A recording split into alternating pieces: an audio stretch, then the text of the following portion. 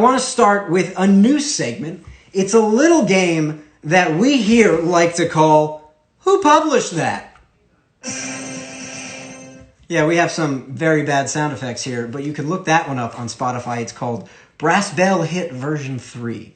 So I'm going to pump the volume up so you can hear that one again. Oh. That's wrong. Brass Bell Hit Version 3. Check it out on Spotify. All right, everybody. So the way this little segment works, it's actually a game, and it's going to involve all of you guys. This is a game where I'm going to show you all real headlines of what's happening. My dad's watching, and he's also recording the screen. Dad, stop commenting from my account because the screen recording will see you commenting. My mom also did that one time. They're so good at technology, and I love them both. Anyway, the way this game is going to work is I'm going to show you guys a very real headline, and it's not going to have the news source on it, but it will be a news source that you know of. And I'm going to let you guys in the comments decide, or really just submit your answers to what the news headline is.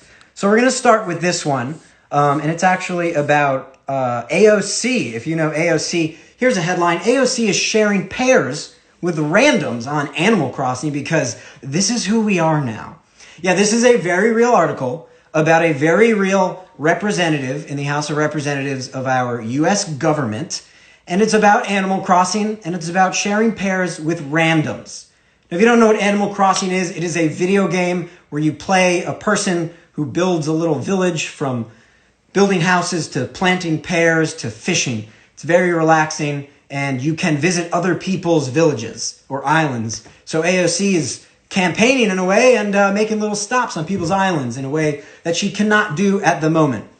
So, yes, Devolsky, thank you for saying that we are friends. We have Ryan's Baked Goods say it's tasty. Oh, everybody's saying it's BuzzFeed. I'm going to tell you what, guys, it is an easier one because I think we can all infer how terribly clickbaity it is. Yes, indeed, it is BuzzFeed News. Yes, BuzzFeed News, the network that leaves you saying, are you sure about that? Moving on to our second headline in this game, we are going to a funny headline coming out from an Australian artist. 50 Cent is a little bit of a hip-hop beef after an artist who is making murals of him as other celebrities is gaining traction. So an Australian artist has been painting these funny murals of him. So let me know what news publication you think this is from.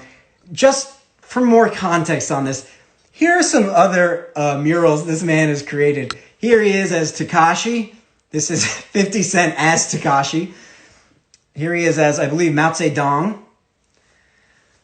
We have Insider, New York Post. Sorry, guys, those are not wrong. Those are wrong. Fox News, Huffington. Those are all wrong. Those are all wrong. And then we have, of course, 50 Cent as Donald Trump. Not to be forgotten is 50 Cent as Mike Pence, or as the artist puts it, 50 pence, which I guess is almost a British version of that. So you all guessed with TMZ, you're close, Adina. You're very close. But the answer is actually a British publication, the drunken stepbrother to Barstool Sports.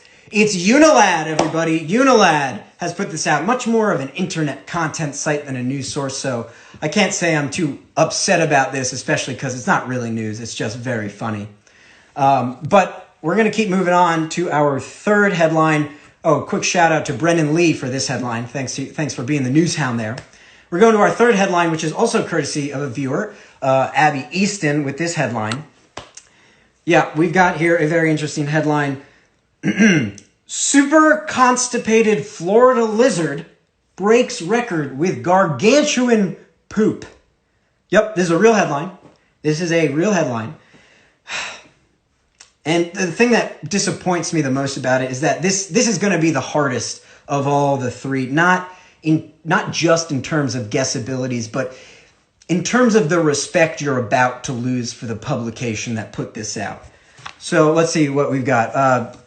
Kevin just says it's Florida. Oh, Billy says it's the Florida governor's Twitter. I think that could totally be, that would actually be more respectful. Oren says New York Times.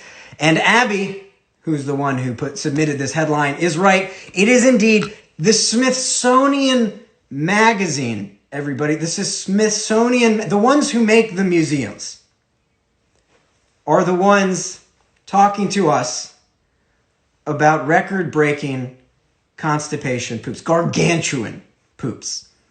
Now, I want to give a shout out to this lizard who she ended up being put down because the poop was giving her such pain. She was dissected, and they now are studying the lump of poop, which, as you can see in that sub-headline, is an unfortunate diet of pizza grease and sand. Really, really quite terrible. But that was fun. Oh, you know what that sound means. Yep, that's the sound of a 2003 Skoda Octavia, which means that it's time to head to the international headlines. All right, everybody. So like I said, this is an international episode. We're going to tackle some headlines from around the globe, and we're going to start close to the equator in Venezuela. So let me pull up that headline. In Venezuela, here it is. In Venezuela, U.S. denies acting against Venezuela's Maduro, says would have been overt. So a lot's happening in Venezuela. Let me talk a little bit about the history leading up to this. So the U.S. and Maduro's fate seem to be a lot more entangled than anybody really wants to admit. So what happened this last week was there was a bit of almost an attempted coup, if you will, at Maduro's seat, because there's been a lot of controversy over him. And he alleged that it was the U.S. Now, this isn't the first time Maduro has come up on this show. Apt-eared listeners will recognize the name and remember that a few weeks ago we reported that Maduro had been charged with drug trafficking charges here in New York State. Now, it's not every day that a New York or a Manhattan court, in any case, can just go ahead and say, hey, we want to arrest a president. Of course, we'd all wish that was the case a little more, but it's not every day that that is the case. So now Venezuela is kind of fighting back. They're not happy with the U.S., and they believe that that attempted coup was of the U.S.'s doing. But that's not really what interests me about this article. What interests me is the brazen response that the U.S. National Security Council gave to this allegation. And here is the tweet that they tweeted out in response to this. The U.S. government had nothing to do with recent events alleged in Venezuela. Claims to the contrary are not credible.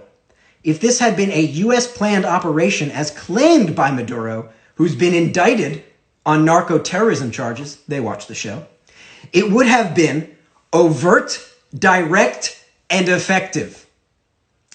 Yes, because we know that if there's anything true about U.S. planned operations, is that they are overt, direct, and effective in creating more U.S. planned operations. So, great job, National Security Council, hitting the nail on the head. Now we move over to Eastern Europe, the sad Midwest of the world, to Belarus. And here we are in Belarus. I believe this is it. Yes, Belarus. Shunning virus lockdown, defiant Belarus stages Victory Day parade. Belarus is coming for the crown, America. I'm sorry, Minnesota, but I got to give this one to Belarus. They came out on a Victory Day parade in tanks, touting bazookas. They've won. I mean, they even managed to upset Vladimir Putin, one-upping Russia by holding the parade when Russia, for the first time in its life, smartly decided not to hold a parade for the safety of its people. Now, I'm not saying that Minnesotans or those angry, very silly U.S. people should go around and start toting anti-air missiles or whatever, but, game's got to respect game. So shout out to Belarus.